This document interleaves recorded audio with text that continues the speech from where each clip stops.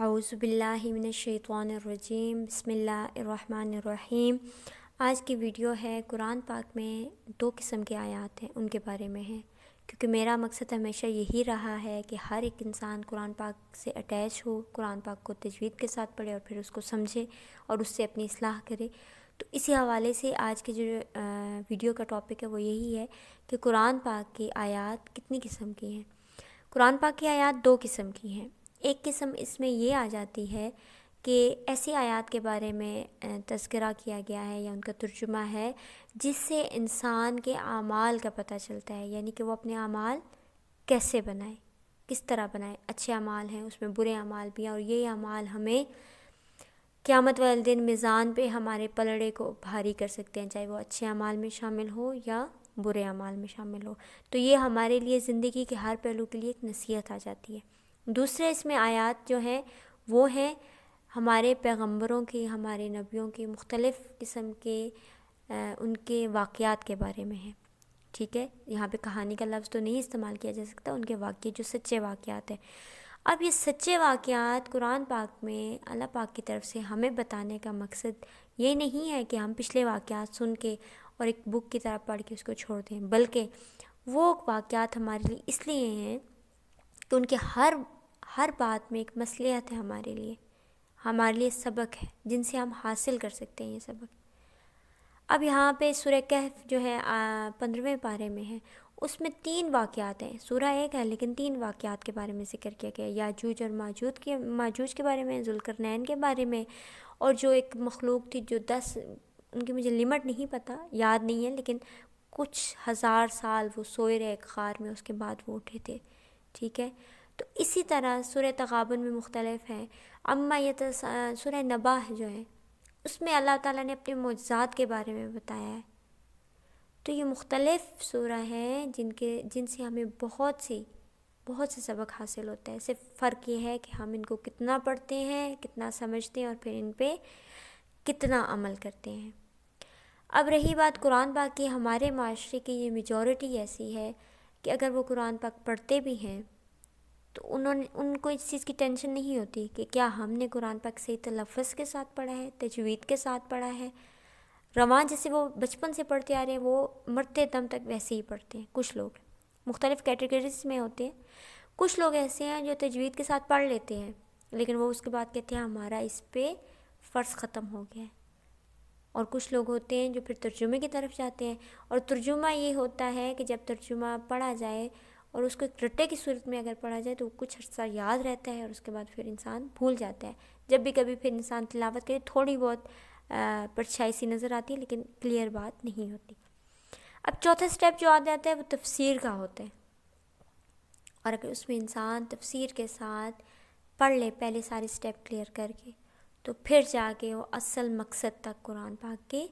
پہنچتا ہے۔ اس ویڈیو کو سننے کے بعد خود اپنے آپ اپنا محاسبہ کیجیے گا کہ کیا ہم چوتھے سٹیپ تک پہنچے ہیں، یا ہم ابھی دوسرے سٹیپ پہ بھی نہیں ہیں، تیسرے پہ بھی نہیں ہیں، یا پہلے پہ بھی ہیں کہ ہمیں تجوید کے ساتھ پورے مخارج کے ساتھ اللہ پاک کی کتاب پڑھنی آتی ہے۔ اس کی مثال یوں لے لیں کہ اگر آپ کسی الگ ملک میں چل جائیں جو مختلف قسم کی زبانوں کے، ٹھیک ہے، لیٹ سپوز آپ کو اگر انگلش نہیں آتی اور اب کسی آؤٹ آف کنٹری جا کے کسی انگلش اسکول میں ایڈمیشن لے لیتے ہیں، ٹھیک ہے، آپ روز حاضری لگائیں گے، اسکول میں تو روز جائیں گے آپ، لیکن جب آپ کے آگے پیپر آئے گا تو آپ اس پیپر میں کیا لکھیں گے؟ پیپر تو آپ فیل ہو جائے گا، کیونکہ جب تک آپ کو انگلش نہیں آتی، اور انگلش کیسے آئے گی جب تک آپ کو سمجھ نہیں آتی، تو آپ اس کو کیسے ڈیل کر سکتے ہیں اس کوسچن آنسر کو۔ لہٰذا جب آپ کا رزلٹ آئے گا تو کیا ٹیچر یہ دیکھیں گے کہ یہ اسٹوڈنٹ پورا سال آتا رہا ہے تو ہم اسے پاس کر دیں، یا وہ اس پہ دیکھیں گے کہ اس نے کتنی یہ لینگویج سیکھی ہے یا سمجھی ہے یا اس سے کچھ فائدہ حاصل کیا۔ تو یہی بات قرآن پاک کی ہے، ہم اس کی تلاوت کرتے ہیں، ہم اس کو پڑھتے ہیں، ہم اپنی حاضری لگا رہے ہیں، لیکن کب ہم اس کو سمجھیں گے؟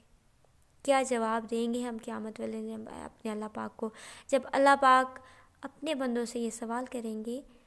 کہ جو نصیحت کی کتاب میں نے دنیا میں نازل کی، کتنی اس سے تم لوگوں نے فائدہ اٹھایا؟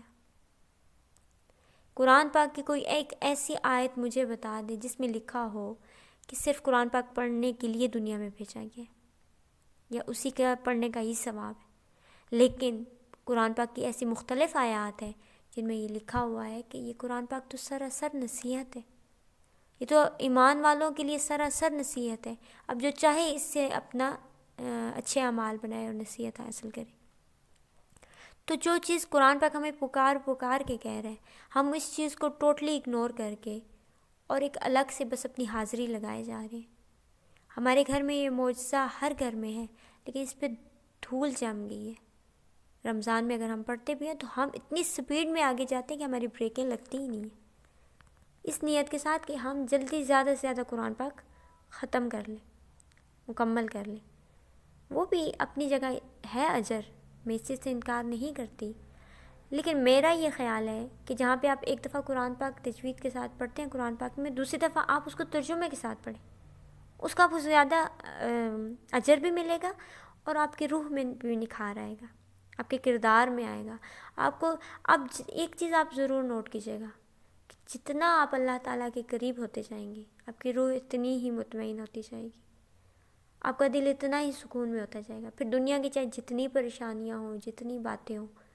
آپ کے آگے وہ ایک دھول کے برابر ہوں گی۔ لیکن جتنا آپ اللہ سے دور ہوں گے اور خود کو منوانے میں لگ جائیں گے کہ میں محنت کروں گا تو میں آگے بڑھوں گا، میں یہ کروں گا تو وہ ہوگا، تو آپ دن بدن ایک ایسے ڈپریشن میں دھستے جائیں گے نا جس سے نکلنا بڑا مشکل ہے۔ اس لیے آج کی بھی ویڈیو اسی چیز سے ریلیٹڈ تھی کہ قرآن پاک کو پڑھیں، سمجھیں اور پھر اس پہ عمل کریں۔ اللہ پاک مجھے اور آپ کو ان باتوں پہ عمل کرنے کی توفیق عطا فرمائے۔ آمین یا رب العالمین ثم آمین۔